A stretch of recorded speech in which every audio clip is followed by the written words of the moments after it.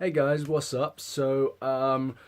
Bit of an early spoiler talk today. I think Wolf Planet of the Apes comes out, worldwide today, but I'm gonna do my spoiler talk today because, well, because I want to. So if you haven't seen Wolf of the Planet of the Apes yet, then you should. But if you haven't, then I've got a spoiler-free review you can watch. But if you have seen it, let's get into some spoilers and talk about Wolf of the Planet of the Apes in the detail it deserves. So the film starts off, and already it has a lot, that rides off the back of this film, Dawn of the Planet of the Apes. If you haven't seen this film, then there's probably no point seeing War. But at the beginning of War for the Planet of the Apes, we've got this cool title card, like explaining the rise and the dawn and what they mean.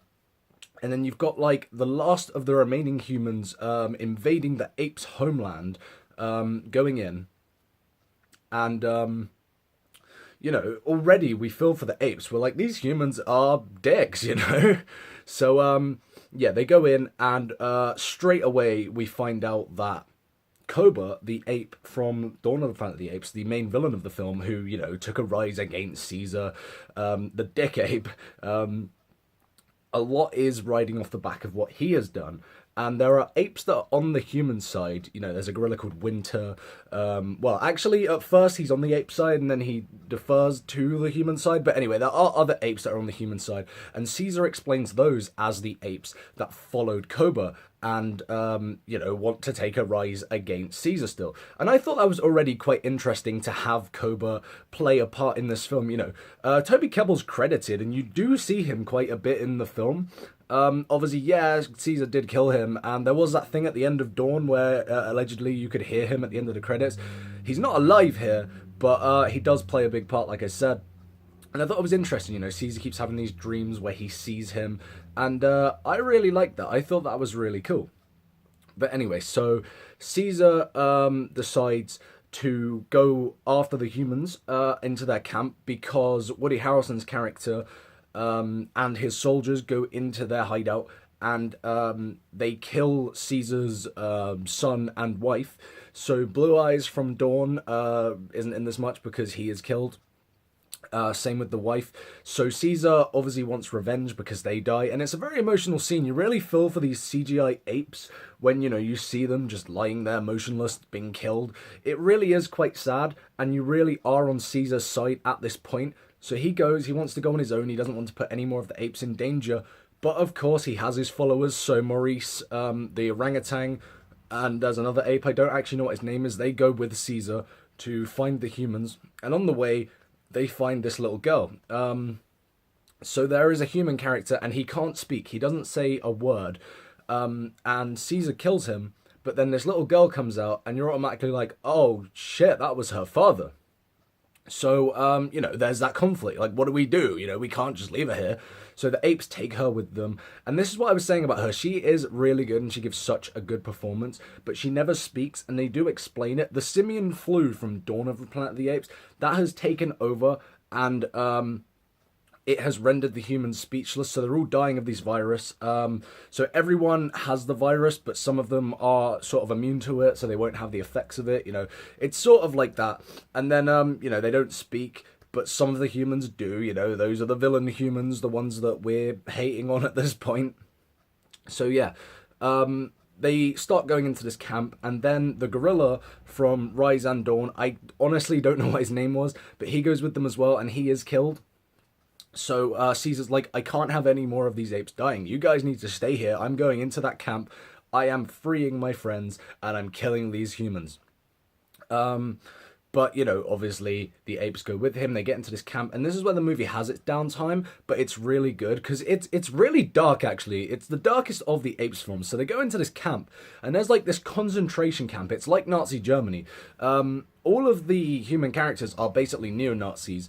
You got Woody Harrelson, he's shaving his head with the razor like you see in the trailer, and he's giving this speech. It's as if he is, the Hitler of this film. And then, yeah, all these apes are in this camp, and they take Caesar and his friends, of course, and put them in the camp as well. But, they have to find an escape plan and let all their friends free. But at the same time, what can they do? They're trapped here. And I really like the idea of that. You know, Caesar is basically the messiah of apes. He is the leader, and they all follow him and they all respect him. So automatically, it's like, well, shit, Caesar's down. What do we do? How do we get out of this? And that was very interesting to see. But of course, they get out. And you find out quite a lot about Woody Harrelson's character in this. You know, his daughter and I believe his wife, maybe, I think he mentions that. He has to kill them, or was it his son? It could have been his son, but anyway, he has a kid and he has to kill the kid because the kid has this simian flu and is gonna die and is gonna become, you know, a slave to the apes. So you feel the conflict with him, you know, you're like, I can see why you hate these apes and I can see why you feel like you have to go after them. So that's what I mean when I say you really feel both sides in this film. I mean, yes, you do feel more for the apes, but they are the main characters. But, and you know, Caesar's such a great hero, but you do feel for Woody Harrelson in this film and you do see exactly where he's coming from. But anyway, so he ends up getting the simian flu and he can't speak. So Caesar goes into, you know, his little room, his little office or whatever you want to call it, and he's dying. And Caesar puts the gun to his head and he's like, yeah, you should kill me because I want to die. So Caesar leaves him there. Caesar thinks, just let this guy suffer. So Woody Harrelson's character shoots himself in the head and he dies. And then there's a big battle between apes and humans. A lot of them are going down. A lot of apes and a lot of humans are going down. And yeah, so along the way, they also meet Bad Ape, who I mentioned before. And I mentioned that he has a bit of a story of his own. And it's interesting to see because it's like not all these apes are followers of Caesar. Not all of them know, you know, who Caesar is. So this ape, Bad Ape, can also speak. And, you know, because he's been listening to these humans and he's been around for a long time. And it turns out that he was originally from the zoo. And he thinks that, you know, there are zoos for humans, which are, of course, prisons. And he's like, yeah, I've seen it. I've seen these human zoos. And, of course, he's come from one. So, yeah, I really liked his character. Like I said, he could have been a bit annoying, but he wasn't. He was a great character. But anyway, this big battle between humans and apes takes place. And the humans think that they've destroyed all of the apes. Pretty much all of them have died. And Caesar is the only one left. And they spot Caesar. And before they can kill him, this avalanche happens. And Caesar meets up with the few remaining apes, including Maurice. And this avalanche wipes out all of the humans. They're all dead. I mean, it came at a convenient time, but Caesar, like, caused this big explosion. So it makes sense that the avalanche happened. So all the humans are wiped out and killed. And the apes are all that is left. But Caesar gets shot with an arrow, so of course he is not doing so good. But they travel to this new world, this new home that they call it. And it's like this African plain. I think it's like from the original Planet of the Apes. I gotta be honest, I haven't really seen them. I've only seen glimpses of. But I like how they explain how the humans can't talk, because I knew that, because I've seen a bit of Battle for the Planet of the Apes. So it was interesting to find out about that. But they go and find this new home. It's a beautiful landscape, you know, they're all happy, but Caesar is dying.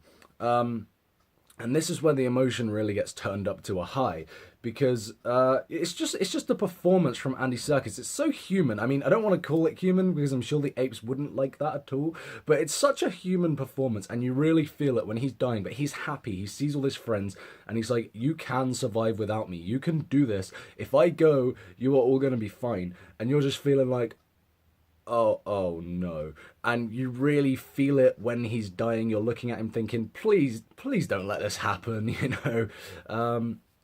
But he does. And the ending of the film is so beautiful because you've got Caesar, just his last breaths you see, and then you see this landscape and you're like, okay, there is hope for the future for these apes without Caesar. But at the same time, you're feeling really sad about the fact that Caesar's gone now. So it was a really good ending to the trilogy. Like I said, it's my favourite of the Apes films that I've seen in this trilogy. So, you know, I liked it a lot, of course. But I felt like there was quite a lot to talk about. That's why I did this spoiler video. And there was a lot to talk about. And I really liked it. And that's what I wanted to say. You know, I wanted to explain why I liked it in detail. And I highly recommend, if you haven't seen it yet, this is the film to go and watch at the moment because it's really, really good. Of course, if you haven't seen Baby Driver anyway. But yeah, I love Dawn for Planet of the Apes. War for the Planet of the Apes. And if they do decide to continue this in the future or whatever, I will be more than happy to see it. But if this is truly the end, then it was perfect. I really liked it. So thank you guys for watching this video. Let me know what you thought of War for the Planet of the Apes, and what is your favourite of the Apes trilogy. Thank you guys for watching, and I will see you in the next video. Goodbye.